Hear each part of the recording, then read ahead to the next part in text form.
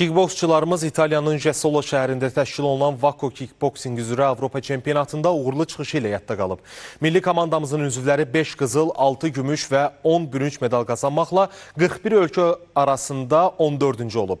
Qeyd edək ki, Avropa çempionatında müxtəlif çəki dərəcələrində 47 kickboksçumuz mübarizə aparıb. Azərbaycan Kickboks Federasiyasının idmançılar çox gözəl döyüşdü. Çünki indi hal-hazırda müasir dövrdə idman da müasirləşir və ölkələr çox güclənib. Və o güclərin içində, böyük ölkələrin içində, məsəl üçün, komandalar vardı ki, yüzlərlə, 200 dənə idmançının gətirmişdi, hər şəkildə idmançıları vardı və çox güclü idmançıları vardı. Və onların içində yer tutmaq, medal qazanmaq çox çətin bir şey. Bu yarış üçün 3 ay hazırlaşdıq biz. Tezdən axşam məşq edirdik. Məşqlərimiz ağır keçirdi. Özümüzə söz verdik ki, udacağıq.